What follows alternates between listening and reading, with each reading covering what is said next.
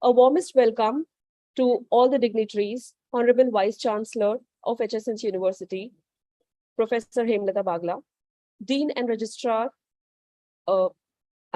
Registrar and Dean of Arts and Humanities of our university and Principal of Bombay Teachers Training College, Dr. Bhagwan Balani, Dean of Commerce and Management and Principal of HR College of Commerce and Economics, Dr. Pooja Ramchandani, Vice Principals, faculty members of different colleges constituted under HSNC University and the schools of HSNC board, and all the students of first year undergraduate program of HSNC University who have joined us on YouTube. Today, amongst us, we have a distinguished personality whose thoughts align with the quote of Carl Sagan. Science is a way of thinking much more than it is a body of knowledge.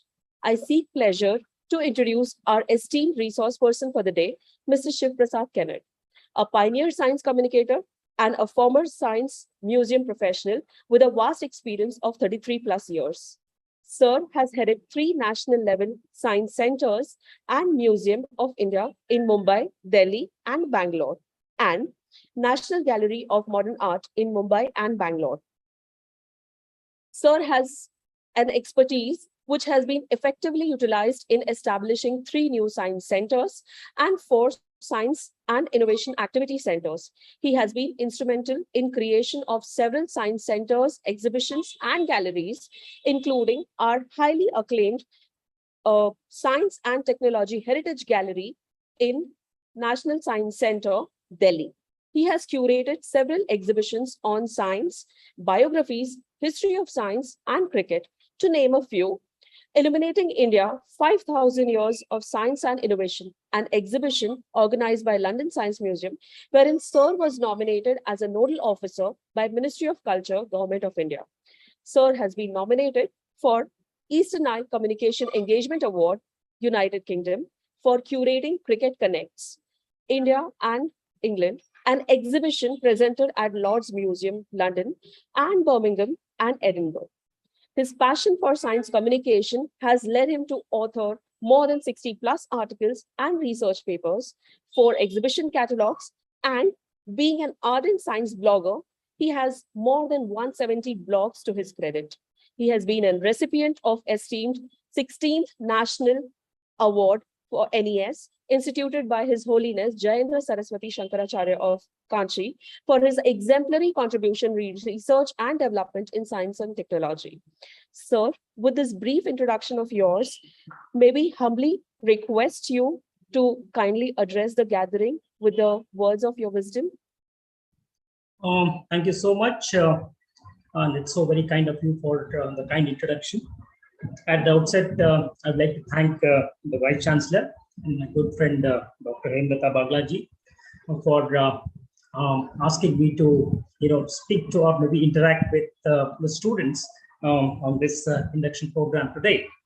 I'm out of Mumbai, in my native place, yet I'm joining you courtesy the technology that has enabled us to be connected wherever we are. What I'll do is I'll just share, I don't know, there's some small problem in my this thing. Anyway, let me see if I can, yeah.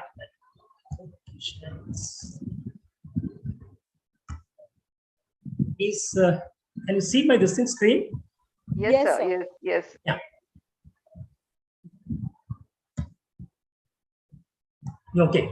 What I'll do is, at the very outset, we are just 2 days away from celebrating our 75th Independence Day, which happens to be on the 15th of August.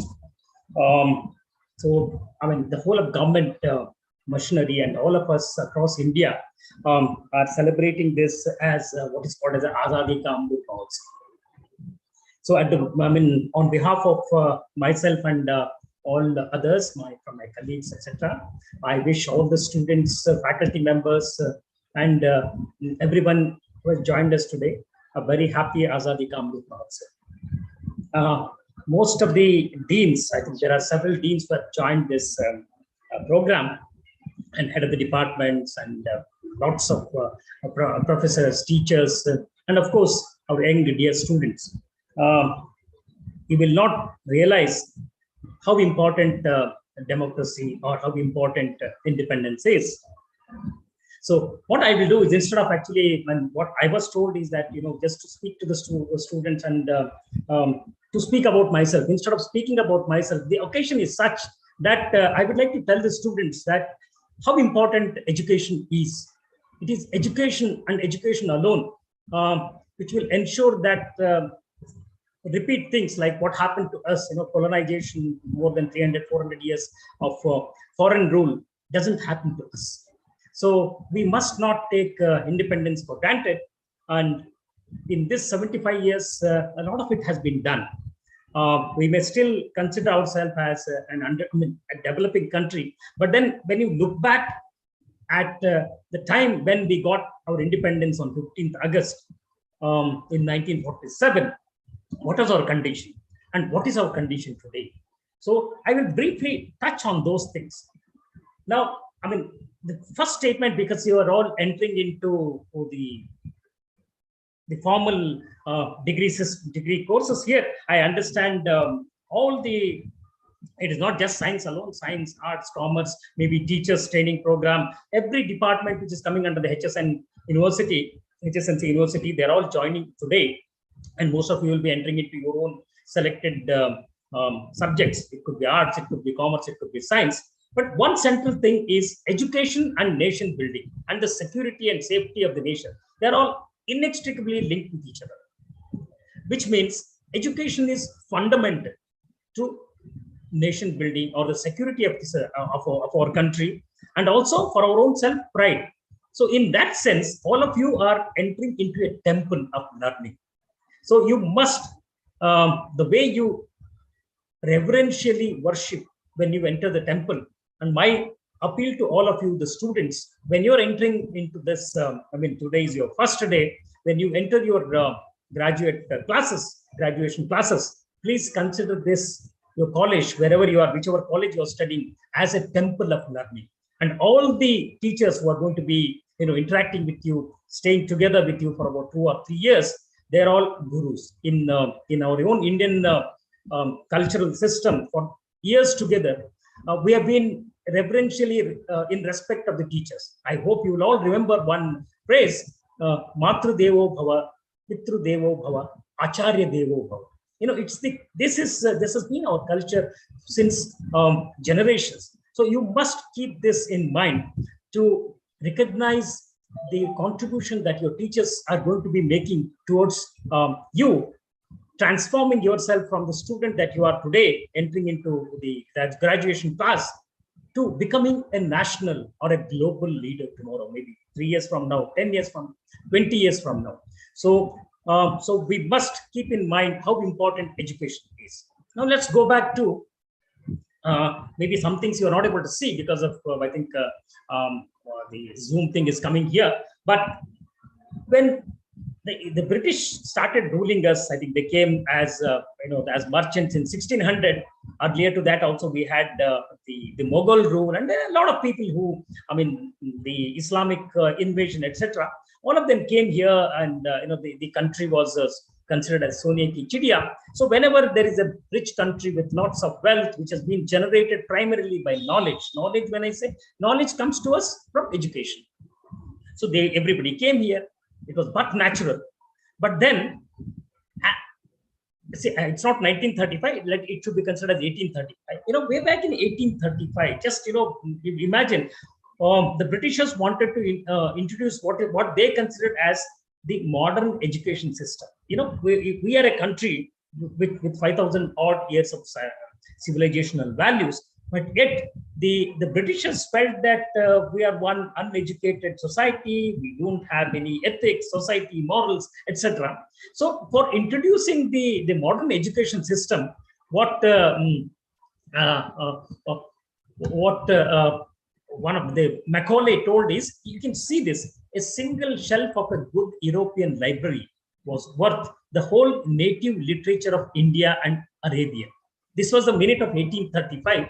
Please read that 1935 is 1835, which means Lord Macaulay is telling that whatever knowledge that has been generated in India, which are recorded in the form of a literature, all that can be found in one single almirah, in any of the libraries in any of the European countries. Such was the contempt of the Britishers or the Europeans for India. The minutes peppered by Macaulay, prepared by Macaulay during the meeting for introducing modern education system, proved to be a turning point in the history of both Indian education and teaching of modern science in India. Okay, actually, science did exist. I'll tell you why I'm telling that science did exist in the country until these invaders came here and started looting us. Now let's go to what exactly was the Indian achievement. I'm sure each one of you have read the Harappan civilization, the Harappa and Mohenjo-daro. But this Indus Valley civilization is not just two of these cities, Harappa and Mohenjo-daro. And in India, we now have Dholavira, we have Lothal, we have Rakhigadi. There are several sites, Indus Valley sites in India, which clearly indicate that India, particularly during the Harappan times, was one of the most advanced civilization of the ancient times, which dates back to between 2500 to 1800 before the current era, BCE. So what the Macaulay told, that in spite of such an evidence which exists, this was a statement that was made because they were not knowing about the development of India. And some of you may have gone to Delhi. If you really go to Delhi and see in the Qutub Minar complex, there is one Delhi iron pillar. It's made of iron using a technology known as horizontal forging. That was done about 1600 years ago. And this iron pillar is standing outside, yet it has remained rustless. So you can imagine the kind of a knowledge. Look, if the edifice has to remain rustless, they must be having the material science knowledge. They must be having the engineering knowledge.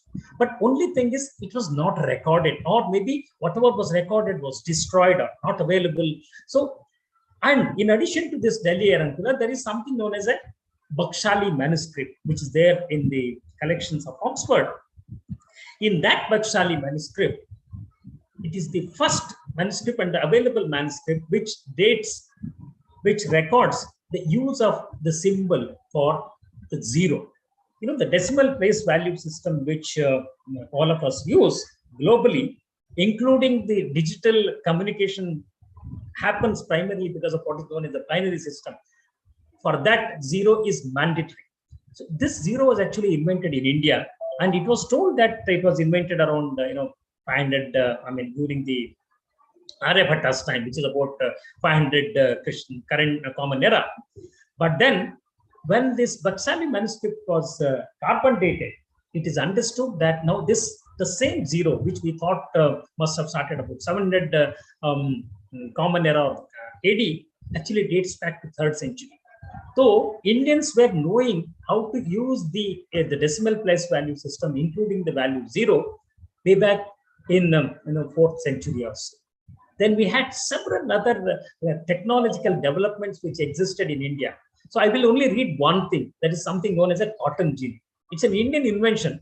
And what one of the leading Chinese historian, Science and Civilization in China, is what Joseph Midhan has written. He says that the cotton gin, an Indian invention, was the forerunner of all geared machines that subsequently paved the way for the West to bring about the Industrial Revolution. Meaning, it was the invention of the cotton gin in India and the technology used in that paved the way for Industrial Revolution. Of course, now go wherever you want in Mumbai, in all the places, just go 100 kilometers here and there. You will find a lot of these old architectural temples and other monuments. They all speak of the greatness that India was. Yet, with all these contributions, unfortunately, nobody recognizes, because we passed through a long period of colonization. So because of this impact of the colonization, the country went back. Until about 16th century or 17th century, the Indian contribution in the GDP was about 26%. But then when India attained independence, our contribution to the GDP was just about 3%. We were a country completely hungry. We were not even able to feed the people. But then when we attained the independence, India made an attempt to redeem itself. We had inspirational leaders who have helped India to come to this stage, while we are celebrating the 75 of our years of our independence, it's time for us to remember some of these leaders. I mean, the time that I have is about 35 to 40 minutes. I will not be able to do justice to everyone. But since I come from the science museum field and also from the science field, I would like to highlight a couple of leaders who have contributed to the development of the nation. Like I told you, when we attained independence, we used to lead a life known as ship to mouth. That means we were waiting for loads of ships to come from America with wheat under a scheme known as PL 480. Only when that ship comes here and the wheat is unloaded onto the ports in India, that we were able to feed the population. But what happens today? We are 1.3 billion people, yet we are self-sufficient. We passed through one of the worst times during the COVID-19. Yet, I mean, at least people did not die of hunger because the courtesy, the Green Revolution, which I'll be talking about, and the contribution of MS Swaminathan. So what I will do is, in the short time that I will talk to you about the contribution that you as nation builders can do to not only to yourself, to your family, but also to the nation. I think in the brief introduction, I think it was talked about this exhibition, 5,000 years of science and innovation, illuminating India. The British actually thought that we were a country where the whole of our literature can be stored in one small almirah. But then the same Britishers, after 70 years of our independence, in 2017, they actually hosted this exhibition in London, and where they agreed that India is a country with a rich history in science and innovation. And the name of the exhibition was called as Illuminating India. But then, like I told you, when the Britishers left us, we were a country fully hungry. We had nothing to boast of our own selves. Just about 3% of the contribution. Many people were dying out of hunger. Even before we attained independence, there was what is known as the Indian Renaissance movement. It started coming up in Bengal. These are some of the great scientists and the nation builders who helped lead this Indian Renaissance. One of them is Jagdish Chandra Bose. The very fact that I'm able to speak to you wireless, sitting in my native place in Raichur in Karnataka, to all of you who are there in Mumbai, it's because of the wireless technology.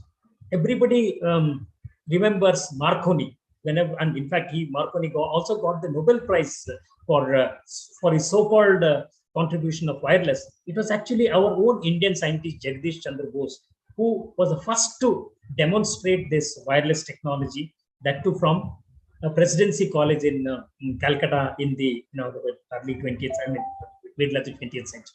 Then we had another great scientist, Prafulla Chandra Ray. He's also considered as the father of Indian chemical industry. In fact, he was the one who set up the Bengal chemicals, the hydrochloroquine, HCQL medicine. This is which in the initial period was considered to be one of the beneficiaries for curing COVID. The Bengal chemicals actually manufactured this, and for that the credit should go to Prafulla Chandra Ray. In fact, he also was the freedom fighter and contributed immensely to chemistry. What he did is he actually translated a whole lot of old Sanskrit texts into the volume known as the History of the Hindu Chemistry. Through this, he was able to prove to the world that a lot of science and developments had taken place in India. It is just that because of the colonial rule, we were not able to sustain that, and then we started losing. Then there was this Dr. Ashutosh Mukherjee, who is the father of Shyama Prasad Mukherjee. He was the vice chancellor of Calcutta University. He promoted the Indian scientists to come there to study. Then we had Meghnad Saha. Saha's ionization theory. Everybody, I'm sure you will remember him. And also the calendar that we use today is courtesy Meghnad Saha. I will speak about Raman in the next slide. Then we have Satyendranath Bose. Everyone will remember Einstein. But then there is a particular Bose-Einstein condensate, a matter. So that is called as, there is a particular something known as a boson. Bose on, it is the Bose and Einstein. Both of them have come together, and that particle has been given the name boson. So this was the contribution of Satyendranath Bose. All these people, even when we are passing through the British rule and then we were treated like slave, they contributed to the nation building. Of course, Raman, we know, C.V. Raman, sitting in Calcutta, he's with no money, so-called no money, with about 400 or 450 rupees money spent on creating an instrument, Raman spectroscope. He was able to win the Nobel Prize and see light differently. It was Lord Rayleigh who had told that, like, what happens and why is the sky blue? But then everybody thought that the ocean is also blue. The color of the ocean is blue because of that. But there was a difference between light scattering of Rayleigh and what Raman's scattering is. Raman scattering is now recognized all over, and there is huge amount of publication that Raman effect or Raman scattering is known for. So, and he got the Nobel Prize in 1930. The reason I'm giving his example is that we all tend to actually crib that we don't have adequate infrastructure, etc. But then if there is a will, we can go ahead and do what we want to. And the classic example is Raman. Then we have Sir M. Vishweshwaraya. You have a lot of these national infrastructures. But say, for example, when you go to Pune, then you have this over the lake in Khadakwasla. He built one dam and used what is known as a wear wire. Automatic sluice gate. He was the one who actually got a patent for using this automatic sluice gate, which was also used in building the Krishnarajasagara Dam. The whole of the South Mumbai, Karnataka, Bangalore, Mysore, etc., Mysore particularly, has become very rich courtesy this man. He was also called as a national builder. Our own Mumbai, we had this great nationalist, Jamshedji Tata. Everybody remembers Tata. I will particularly take three examples. The Tata Steel in Jamshedpur. He was the one who actually envisaged that let me build a Tata Steel. Although the Tata Steel did not start manufacturing during his lifetime, but then his son, Dorabji Tata, ensured that Tata Steel started manufacturing. In fact, most of the Tata Steel produced at Jamshedpur was also exported and used all over the world. There is this very interesting incident. When it was a time when we were, the Britishers were ruling us. For starting any factory, we had to take permission from the British. So Jamshedji had sent one of his person to go to the British to ask for permission. There was one, I think Walter Scott, or there was one colonel. He insulted the gentleman by telling that Indians, you can produce steel. Impossible. He said, if you can produce steel to the exacting standards of British, I'm ready to chew that. So what has happened? Within just 10 years or less than 10 years of this statement, Tata started actually manufacturing steel. And now this gentleman who was so very proud of the British steel, that whole chorus of the British steel has been taken over by the Tatas. So such is the visionaries of India who have contributed. He was the man who actually funded the Indian Institute of Science. It is one of the previous scientific institutions in the country. Most of you can aspire to go there and pursue your post-graduation or even PhD there. The Mumbai is known for, there is never a power breakdown there. Always 24/7 power is there. That is courtesy again Jamshedji Tata, who started the Tata hydroelectric power in a place called Khopoli. He about 48 megawatts of power was generated in the year 1950. Of course, even that, it was only the vision of Jamshedji Tata, which was translated into reality by his son, Dorabji Tata. There is, when I think very close to your the colleges, you have the Taj Mahal Hotel near Gateway of India. I don't know how many of you know about the history, why this Taj Mahal Hotel came up. There is anecdotal story that Jamshedji Tata was not allowed to enter into the Watson Hotel. The board written in front of the Watson Hotel was that dogs and Indians are not allowed. Such was the treatment that the colonial rulers were treating us. In spite of bearing all such insults, there were stalwarts like Jamshedji Tata, who not only helped their own people, their family, the people who are working with the with their industry, but also the nation. So he could not tolerate this insult, and he ended up building this Taj Mahal hotel, which continues to be one of the best hotels in the world. I'm now coming fast forwarding to the post-independence era. And then we had these great visionaries, Homi Bhabha, for example. Very close to your place where you're studying, we have the Tata Institute of Fundamental Research, which was actually commissioned, instituted by Homi Bhabha. He again went to the Tatas, JRD Tata. He helped him in actually developing this TIFR. And from TIFR, Bhabha Atomic Research Center, the atomic energy, the three-stage atomic energy that India is very proud of. It is all the nuclear energy, which is very proud of. It's all courtesy Homi Bhabha, who actually could have easily stayed back in London and stayed there for his PhD. And he had already done his PhD, but then he stayed back in India. And I'm not sure how many of you are aware, the Tata Institute of Fundamental Research is a multidisciplinary research institution. And very early on, they produced an automatic computer, which was known as TIFRAC, Tata Institute of Fundamental Research Automatic Computer. This computer was just about 6-7 years difference between US, one of the most advanced computer developed in US, and the one which was developed in our own Mumbai, in our own city, Mumbai, by Tata Institute of Fundamental Research and the leadership of Homi Bhabha. Just yesterday was the birth anniversary of Vikram Sarabhai. The way Homi Bhabha is considered as the father of nuclear energy in India, Vikram Sarabhai is considered as the father of space. Every one of us are very proud of ISRO. In fact, there are even the Bollywood film industry has started making films on ISRO, whether it is Mangalyaan or very recently, I think the Rocket Boys, Nambi Narayan, all these things. The vision that Vikram Sarabhai had for India was translated into reality by his successor, Satish Dhawan, and all other the future the chairmen of ISRO. In fact, there could be one single lecture on each of these achievements. I'm rushing through because I basically want to tell you that education, which you are pursuing, you're entering into this universities, it is the one which leads to all these things, which is this education is the one which can actually help you in aiming big, dreaming big. Once you start dreaming, once you have your own vision, work towards translating that vision into reality. Of course, each of these things, like for example, satellite instruction television program, I'm talking about the 1970s. We didn't have the televisions at all in India. There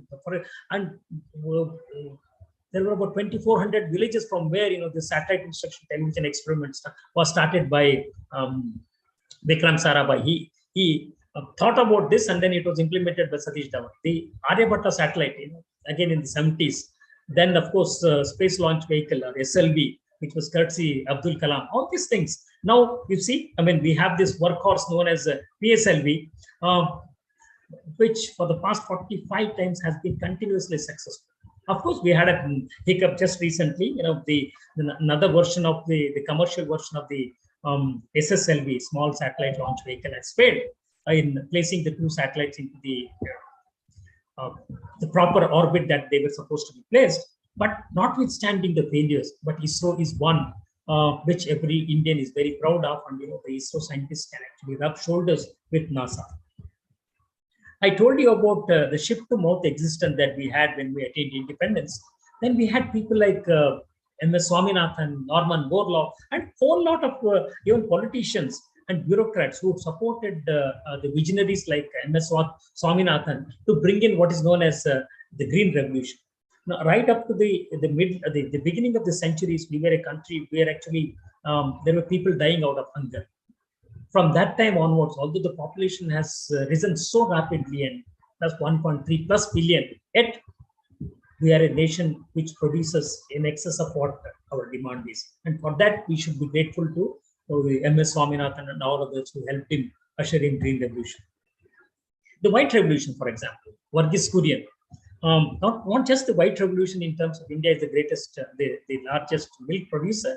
The cooperative movement that he started from a small place called Anand in Gujarat, in Kaira, in a village called as Kaira. It has brought about transformational changes in the lives of the people. particularly the low and marginal farmers, and people who are having very small amount of cattle and things like that. So these are the people who, like I told you, who have brought about revolutionary changes and courtesy, education. I will fast forward to Telecom Revolution.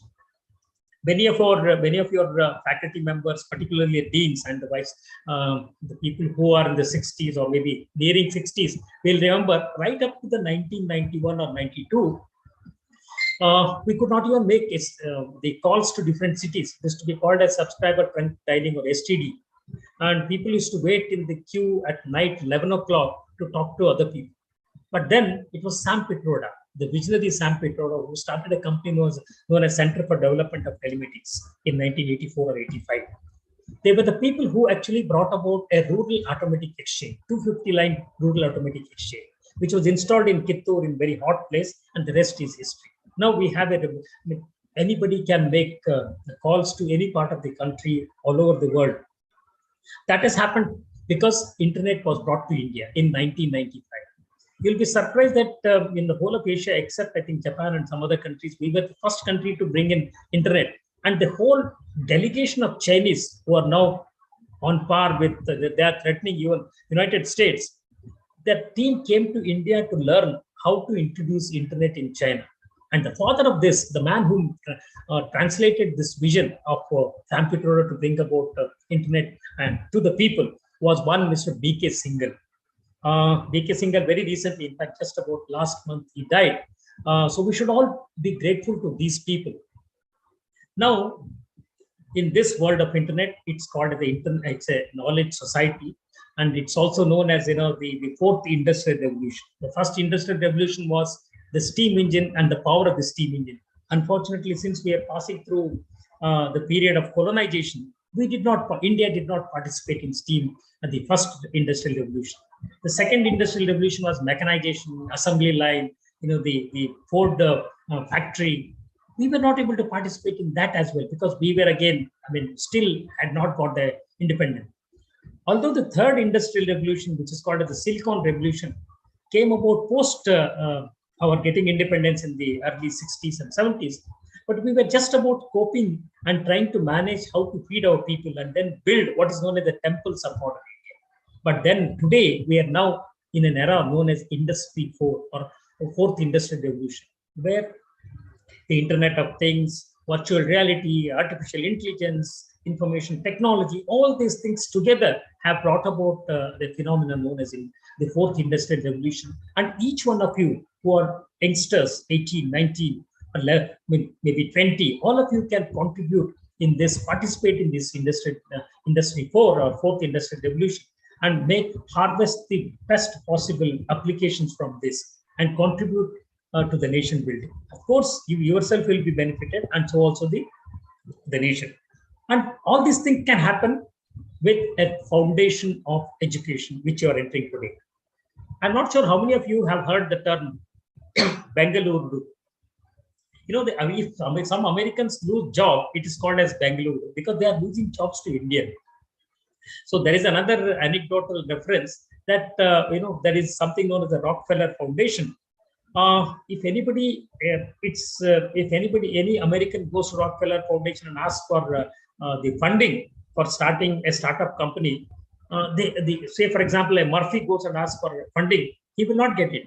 But if a Murthy goes there, because he's an Indian, they know that Indians are capable of doing it. So it's a story. But such has been the change in the thought process of the world towards India. So all this has happened primarily because education has been central to the people, or all the examples that I've taken. All of them have used the benefit of their own education, which the nation has given them, to translate their knowledge into nation building. So today, all of you in different fields, be it arts, science, commerce, I don't know, maybe teachers training program and maybe management. Every one of you are entering into a university with diverse courses. I wish you all the very best. I'm sure you will make use of this learning and what the teachers, your interaction with the teachers over the next maybe a span of three years for the people who are doing the graduation and 5 years for those who are doing the post-graduation and maybe PhD much later. So this is the foundation. And today, when you are entering this, the what I call as the temple of learning, I would request you to do worship your college, do respect your teachers, and be very serious about your own education. Because these 3 years or 5 years or 7 years that you're going to spend in the college, if you perspire now, the benefits that will accrue to you because of your hard work is immeasurable. With these few words, I would like to thank you and I wish each one of you all the very best. I don't know, we may be having many more Ramans in you, the Sarabhais, the Babas, and many nation builders. I'm sure our politicians, our public representatives, everyone wants that India, including Abdul Kalam. Each one of you love Abdul Kalam, wanted to see India as a developed nation by 20.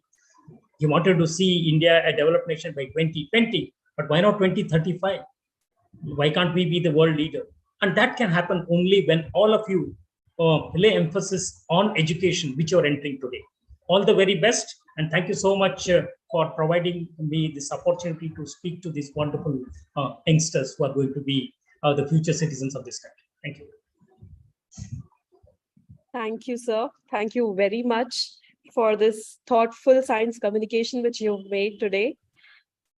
I now request students to put up their questions on YouTube as well as on the Zoom chat box. The forum is now open for discussion.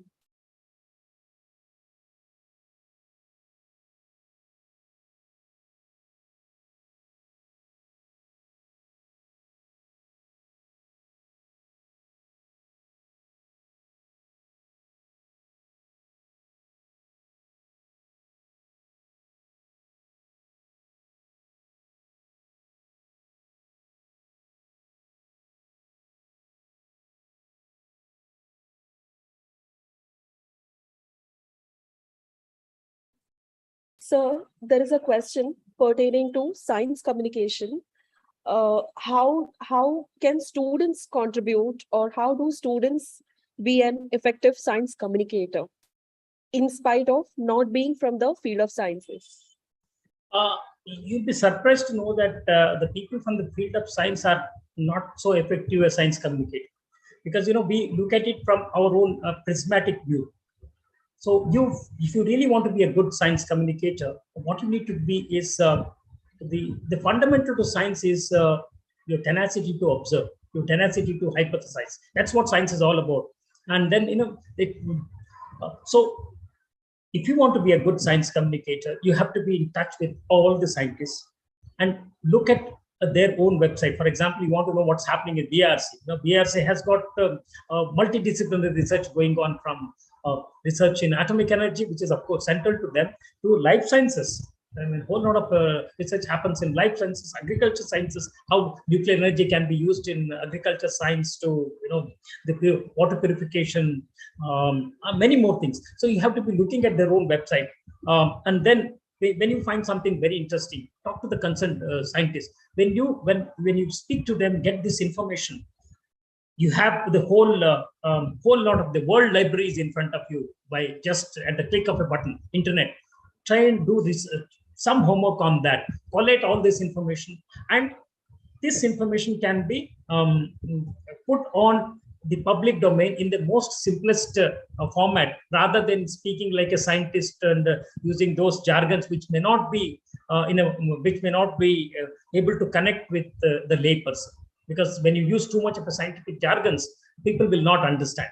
So if you are from a non-scientific background, perhaps maybe you can do very well. Right, sir. So basically the essence is to communicate science effectively in a simple, lucid language. Thank you, sir. Sir, there is a question pertaining to what should be the qualities of a scientist? See, my personal feeling is there should be a quest to understand, quest to unravel. anything and everything. Okay, for example, let's come into this the COVID. When that COVID has started because of a particular virus. We also know that there is something known as a vaccination. Take, for example, the polio virus did exist all over the world, including in India, and then it crippled thousands and lakhs of people. Not only crippled, but it also killed many people, maimed many people. But then once two of the great scientists, Salk and Sabin, the one is the injectable vaccine, other one is the oral vaccine. When they discovered or invented this vaccine, it's vanished. Polio is more or less vanished in a similar manner. But normally it is said that the vaccines take about 8 to 10 years. That's a kind of incubation period that we had. But then there was it was a global emergency. The COVID was a global emergency. In less than a year, Indians, we had our own Indian vaccine. Covaxin, for example. Of course, we had other vaccines as well. So the scientists must be in a position to understand, and learning is one constant which is central to all scientists. Quest, and they always feel that how do I unravel? How do I understand? So this quest to understand nature and the way nature functions is central to being a scientist. And question yourself for every single thing: why, what, how. These are central to becoming a scientist. Thank you, sir. There is one more question. So can you please guide us on how one can become an astronomer or astrophysics? In India, fortunately, we have many excellent institutions which are good in astrophysics. For example, there is one Indian Institute of Astrophysics in Bangalore. In your own state, Ayuka, Jayant Narlikar, he should be your inspiration. We have the Giant Meter Radio Telescope, GMRT, in Pune. IIT also has got, of course, they have aerospace department. TIFR has huge research potential in astronomy. So before going for astronomy, what you need to do is, do the physics first. Do the BSc Physics and MSc Physics, and then there you take the specialization. And there are, I don't know how many of you are aware, in the year 2019, there was an exhibition known as Mega Science that happened in the Nehru Science Center. You can Google all these projects, which are maybe $1 million or maybe $1 billion kind of industry. Investment that has happened in these mega science projects. Like, for example, TMT, 30-meter telescope. You have a project known as FAIR. You have a project known as LIGO. All these things are will all provide you job opportunities and research opportunities for astronomy and space. So if you want to take this specialization, go ahead. And India is doing fairly well. I would say they are doing exceptionally well in these subjects. Thank you, sir. So there is one more question from a student. How do we achieve greater heights, but any given point of time when we are climbing up these stairs, there are chances that we fail? How do we overcome this fear of failure and we adhere to the goals? Oh, this is one wonderful question. I love this question because unfortunately, throughout my talk, I did praise a lot about India, our culture, our civilizational values. But there is one bad thing as well. We must introspect to understand what that bad thing is. Unfortunately, we only celebrate success. We have never ever tried to understand why there is a failure. So this is something we must learn. Can we celebrate failures? Actually, this is something which the question that the student has asked. I think there could be a scope even to celebrate failure. I'll give one example. Thomas Alva Edison, everybody knows that when he was he invented a whole lot of things, but when he was inventing that phonograph, he failed about maybe some 900 times or so. When somebody asked him a question that you failed so many times, why you kept on working on that? He said, no, I have never failed. Each time the phonograph did not work, I understood that why it is not working. In each failure, I learned something. So for you, particularly the boy who asked me this question, I would recommend there is a book known as Brilliant Blunders. Brilliant Blunders, it's a book which talks about the failures of some of the greatest scientists. I mean, for example, we know Einstein. Einstein did a blunder by using a cosmological constant in his equation, which was not necessary. It's a blunder that he did. Darwin, we all know that on the origin of species by natural selection, or what you call as a loosely called as a survival of the fittest. Darwin did a blunder while he was talking about the evolutionary process. So what the author has done in this brilliant blunders is he has chosen 10 great scientists who have committed blunders, not just mistakes. So when such great scientists like Einstein, Darwin could make mistakes, what's wrong in we lesser mortals making mistakes? So let's not be afraid of failures. Thank you, sir. That was really motivating. There is one more question by a student. Though in India, we lay so much stress on science education, yet why do Indian thinks that India is yet to develop a scientific, yet to develop a spirit of scientific inquiry? Well, I told you, more than 600 years, we were ruled by foreign rulers. Okay, so although in the constitution itself we have what is known as a scientific temper enshrined in our constitution in 51AH of the constitution, yet we do not have.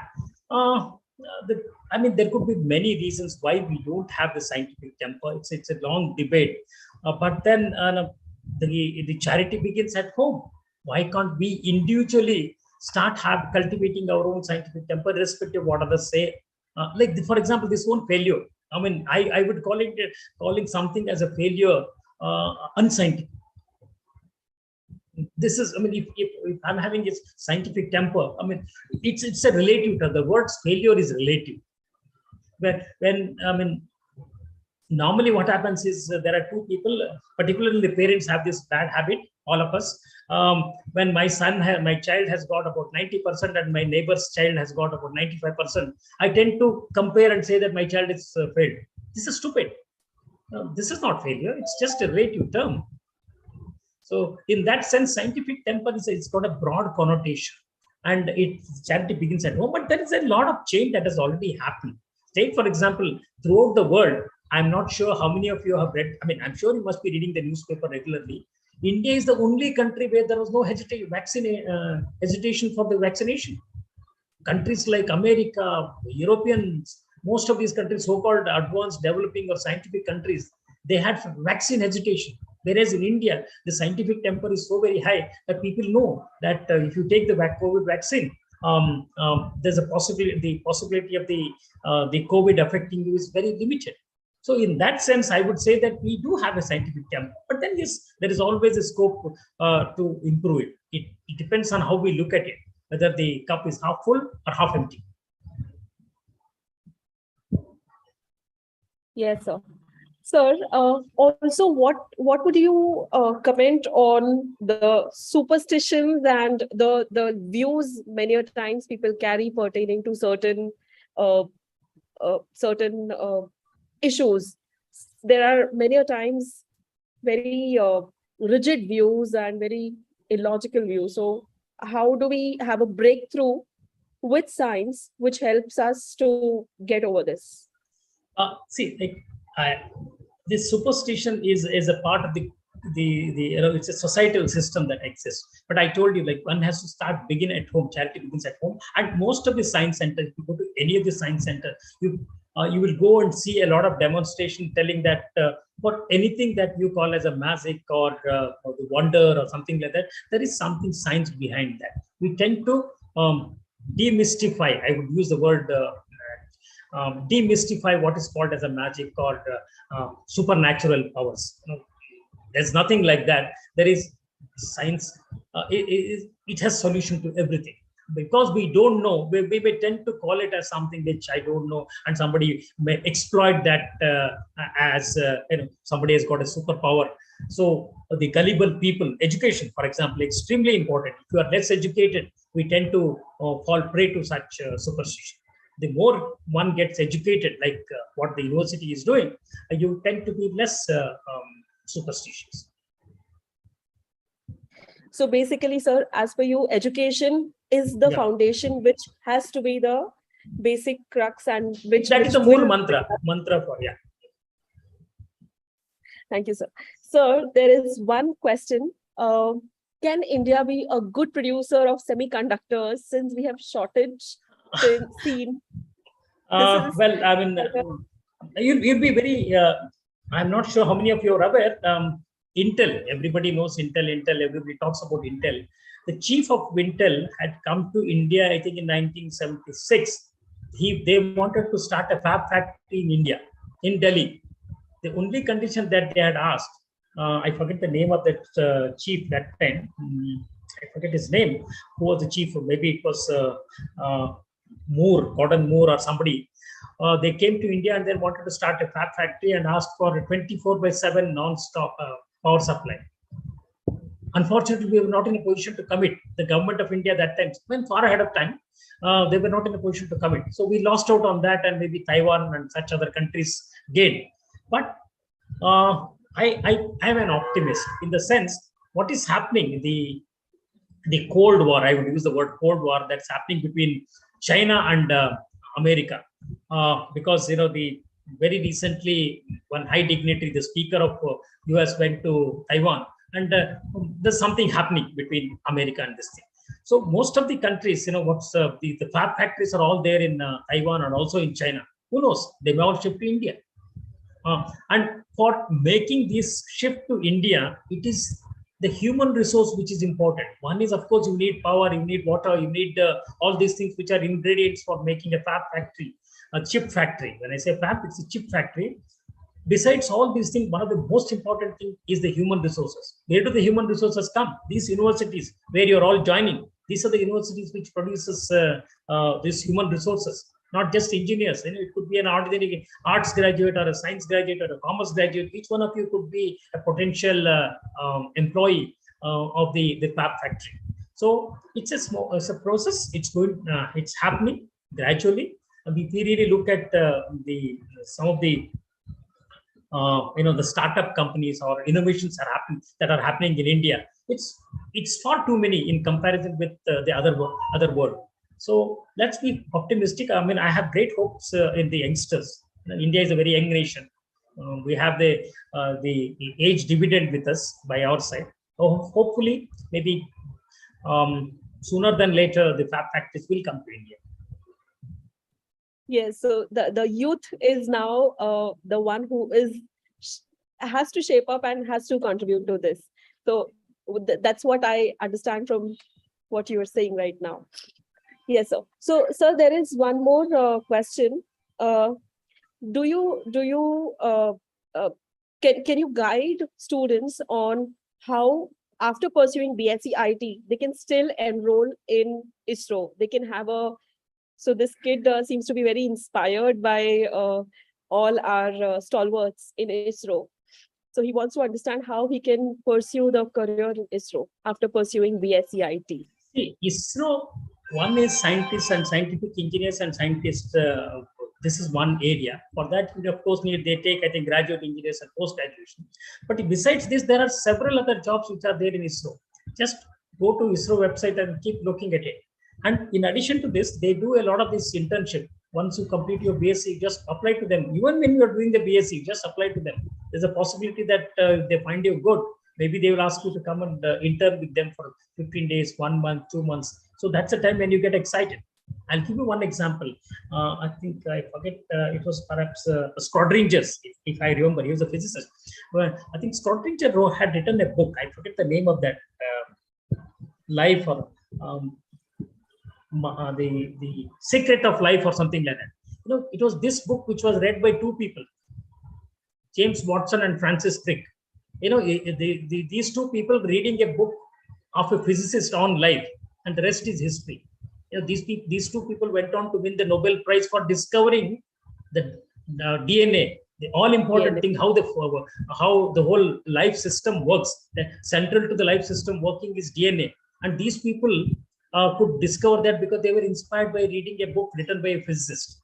So all these things is curiosity. Though as far as possible, to my appeal to all of you is, of course, what you're reading in college is important. Curriculum is important. Textbooks are important. Go beyond that. Read some of the biographies of the best of scientists. I mean, who knows? You may be inspired by one of them, one or two of them, and then maybe you go on to become a great scientist. Thank you, sir. So they also wish to know your views on dark matter present in space and cosmos. See, I told you about what is known as the Vigyan Samagama or mega science. Right from the smallest of particle to the largest of distance. This is something which the mega science projects are working on. For example, there's something known as the India-based neutrino observatory. Neutrino is something, again, a subatomic particle. So whatever we know as of today is based on our understanding of what matter is. But the scientists have realized that whatever, all particles, all matter that the science has taught us constitutes just about a small portion. But what is the remaining thing made of? So that has been loosely defined as dark matter.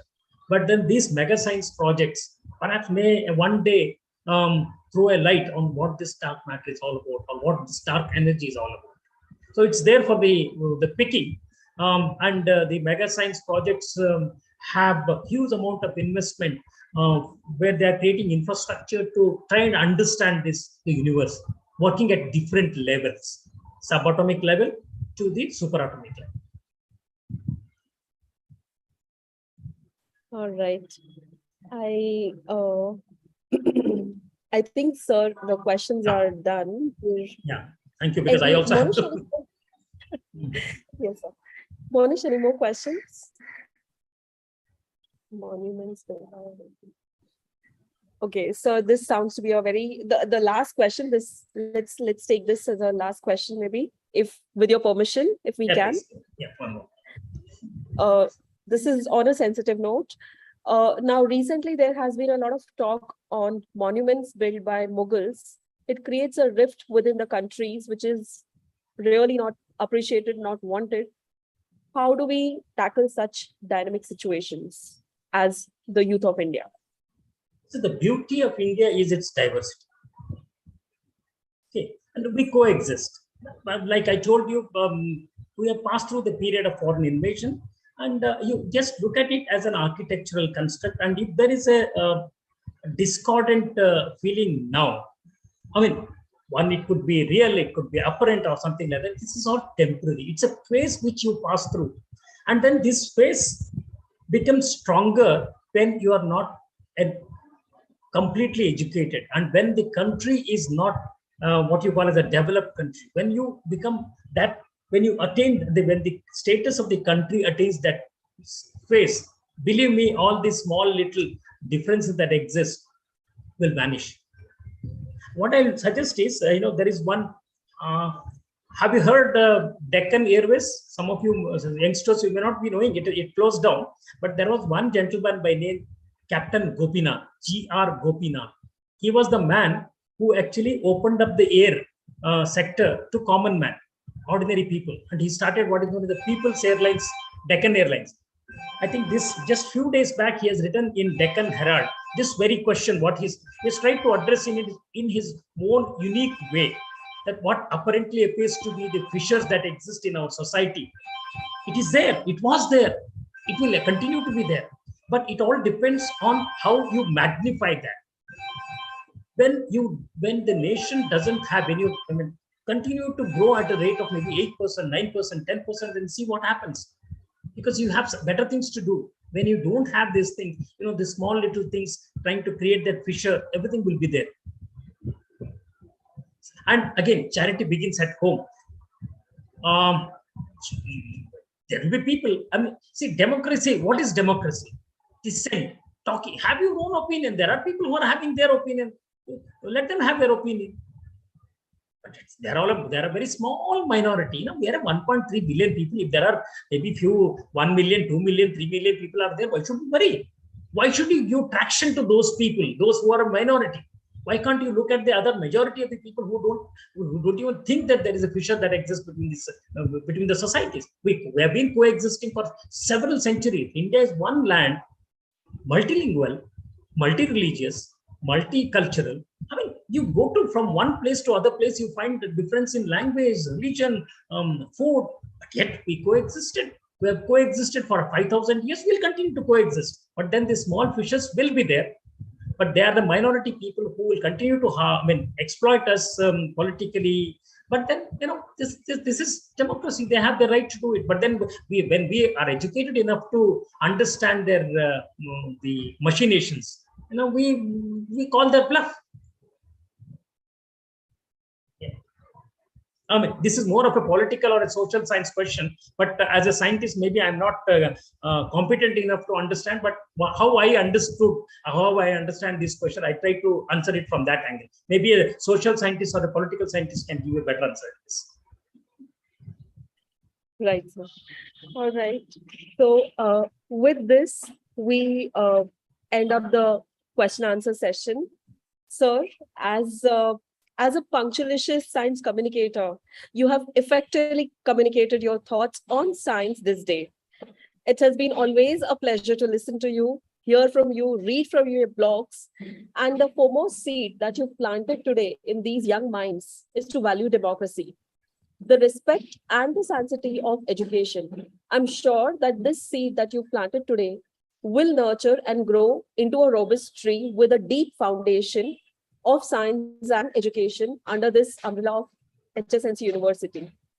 And we aim to contribute to the largest clan of nation builders. So we really thank you, sir, for being here and beautifully leading us through this journey of science, the kaleidoscope of science. And also personally, I would like to say that whenever I visit, or I'm sure even others would engage to this, whenever they visit Delhi, they would for the sure visit the Iron Pillar. Very thoughtful. Thank you so much. Thank you so much. Yeah. It's a pleasure talking to you, talking to particularly the youngsters. All the very best. Thank you so much. So I log out with your kind permission. Sir, just a few more words. Yeah. You've instilled this audience with a lot of food for thought and left us for a lot of self-reflection. And we really feel blessed to have been guided by you, blessed to be a part of this nation who's celebrating its 75th Independence Day, 2 days ahead of this. And we really value and we cherish all these stalwarts whose dedication, hard work, and efforts have etched a mark on our minds. You have helped us to revisit all of them today. And we really are thankful to you for this knowledge that you have instilled in all of us. Thank you so much, sir. Thank you so much. Once again, wish you all the very best. Yeah. Thank you, sir. Thank you, sir. Yeah. This is Shandbag. Thank you, sir. Thank you very much. My pleasure. Thank you. Jai Hind. Jai Hind. Jai Hind, sir. Ma'am, may I continue, please? My heartfelt gratitude goes to Dr. Hemlata Bagla, Vice Chancellor of HSNC University, Principal KC College, and Director of Niranjan Hiranandani School of Real Estate. Sincere thanks to Registrar and Dean of Arts and Humanities, HSNC University, Dr. Bhagwan Balani, Dean of Commerce and Management and Principal of HR College, Dr. Pooja Ramchandani, Vice Principals and faculty members across the colleges of HSNC Board and University for joining today's session. And a special thanks to all the audience, all the students who are attending us today with this induction program from the Zoom as well as YouTube live session. And special thanks to Monish for his technical support. With all this, I take your leave. Thank you. Have a nice